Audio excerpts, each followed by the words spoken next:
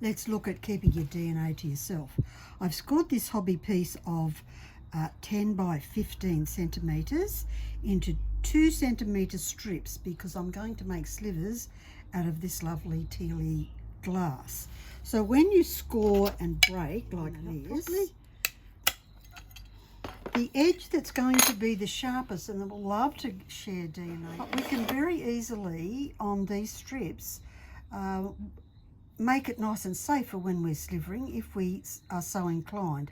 And it just depends on how nimble your hands are. So the easiest and quickest way to do this, if you don't have a grinder, and even if you do have a grinder, you might find this really terrific.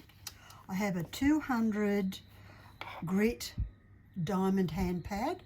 All you need to do is damp it, because you always do glass with wet grinding. You don't ever use it dry because you'll create dust and you don't want to breathe that in. So it's simply a matter of going 1, 2 on that side, 1, 2 on that side, and the sharp edge is gone. So it's not getting my DNA. I'm not going to spread red all over that, although it would look really lovely on there. So I'm keeping my DNA to myself. Your DNA to yourself and not sharing it. I've cut all of those things up into lovely slivers. Some of them tiny, some of them aren't, but if I mess about with that too much, eventually I'm going to be bleeding. So how do we deal with little things like this without hurting ourselves? If our budget can go to it, it's a tumbler. Also, instead of picking these up with your hands, you can get dustpan and brooms and just sweep all your slivers up. No DNA is going to be happening here. Pop them into a container like this, which is going to be used. I'll use that to pop them into the tumbler. And then very little DNA. So next step is into the tumbler. Into the tumbler for 30 minutes. No more DNA.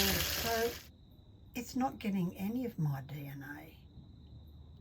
You can see that. If it was pre in the tumbler, there'd be blood everywhere. Brilliant. Much background was on that.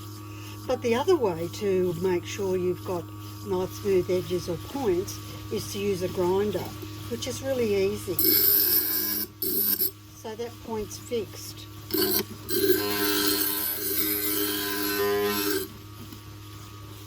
I need to take this little bit off the top so I can do this hole too.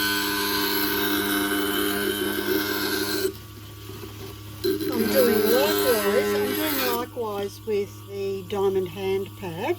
2 goes.